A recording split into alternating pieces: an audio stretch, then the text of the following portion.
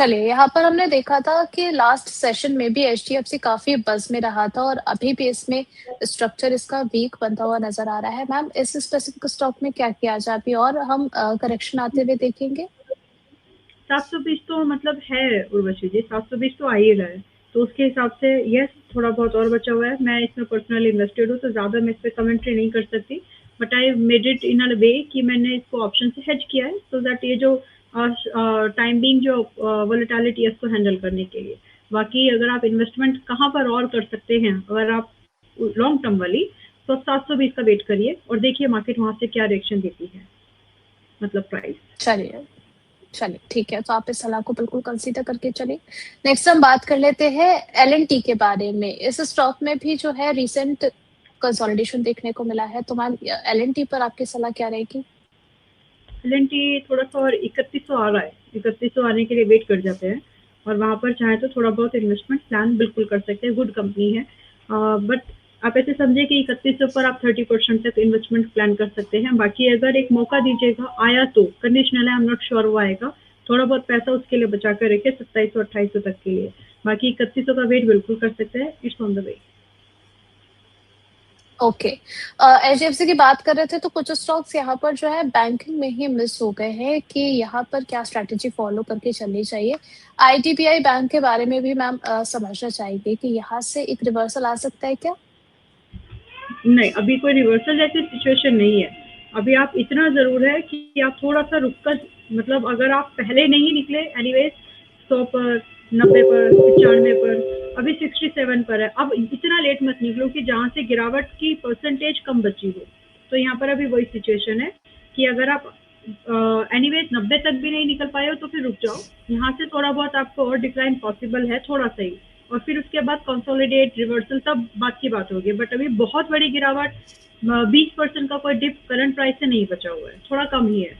Like आप ऐसे समझ सकते हैं कि ज़्यादा से ज़्यादा 64 और 65 और 67 अभी चल ही रहा है। चलिए ठीक है। नेक्स्ट बात कर लेते हैं आईसीआईसीआई बैंक के बारे में। मैम यहाँ पर क्या करना चाहिए? 1223 पे इसको ऐड करें या फिर थोड़ा-सा अभी वेट करें? थोड़ा सा वेट कर लीजिए, 1150 आ ही रहा है, मतलब आ ही जाएगा। क्योंकि जो प्रेशर है, मैं पुल बैक्स को बिल्कुल साइड करके बात कर रही हूँ। जो पुल बैक्स आएंगे 2-4% वाले, उनको हटा दिया है, मतलब उनकी बात उसमें इंक्लूड नहीं कर रहे। वो सेल एंड राइज की स्ट्रैटेजी के तौर पर यूज होगा, but when we are talking for the fresh investment, इसको आप 1150 का वेट करना मेरी नज़र में ज़्यादा ठीक है। ओके, यहाँ पर मैम हम ये भी समझना चाहेंगे कि ग्लोबल अनसर्टेनिटी की वजह से जो मेटल स्टॉक्स है उसपे भी एक प्रेशर आता हुआ हमें देखने को मिला है। अगर आप बात करें हिंदुस्तान कॉपर की, तो उस पर आपका क्या नज़रिया मैम? अगर किसी की पोज़ीशन है हिंदुस्तान कॉपर पे, तो क्या अभी भी होल्ड करके रखने की सलाह रहेगी या फिर निकल जाए? व्यू क्या है, ट्रेड वाला व्यू है तो निकल जाओ, वीक है अभी भी, क्योंकि इसको अभी 380 आना है, लगभग राउंड फिगर बात कर रही हूँ, 380-90 आना है।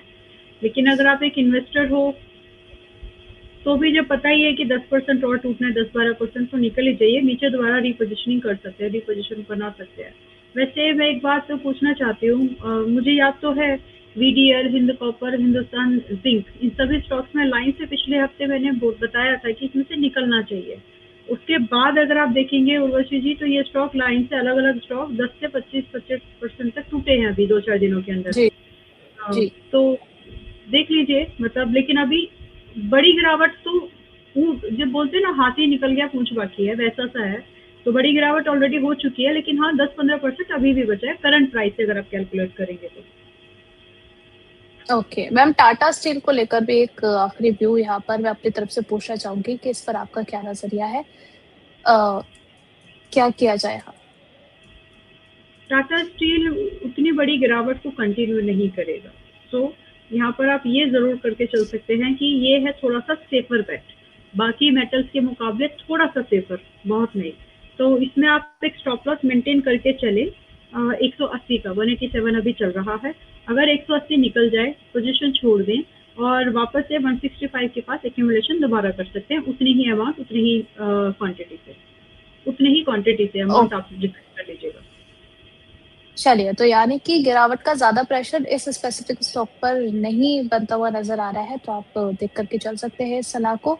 कुछ सवालों की तरफ बढ़ लेते हैं। रिया घोष, ये हमारी प्राइम दर्शक है, कह रही है कि मैडम 1 या 2 स्टॉक जो भी बाय कर सकते हैं, पर सही प्राइस पर हो और हाई सक्सेस प्रोबेबिलिटी हो, भले ही कम प्रॉफिट हो। बाइंग प्राइस लेवल और target short to mid term का इनका नज़रिया।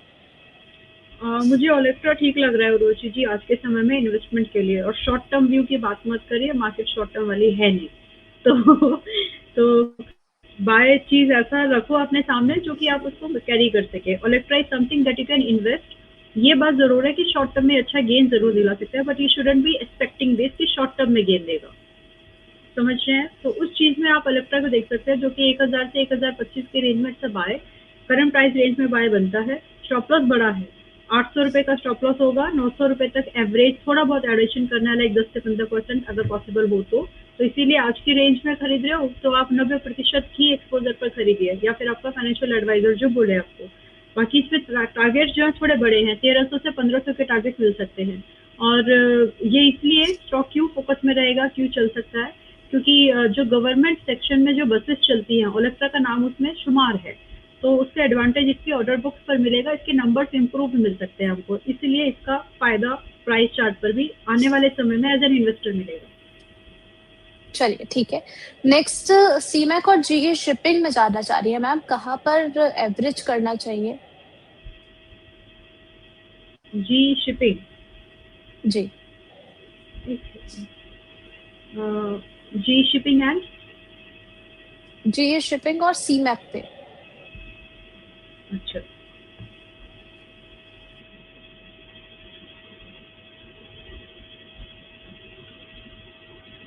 सीमेक 235 पर 266 चल रहा है। जी शिपिंग एवरेज नहीं करना चाहिए, पोजीशन है तो बेचना चाहिए, फिलहाल दोबारा खरीदना चाहिए 1200-1250 पर। ओके। यहाँ पर कृतज्ञ जी का सवाल आ रहा है, कह रहे हैं नैरोलेक पेंट के बारे में काफ़ी समय से जानना चाह रहा हूँ मैं, लेकिन जवाब नहीं मिल रहा है। बिल्कुल आपको जवाब दिया जाएगा कि यहाँ पर क्या किया जाए मैम? नैरोलेक पेंट, अच्छा। ये रिकमेंडेशन ऑलरेडी हमारे मेंबर्स के पास भी है उर्वशी जी, तो मैं इस पे कोई ट्रेड नहीं बता सकती क्योंकि लेट मी चेक, पिछले हफ्ते का ही है इस पे ये रिकमेंडेशन। मैं एक बार देख लेती हूँ कि अभी एक्टिव है कि क्या है इस पे। 155।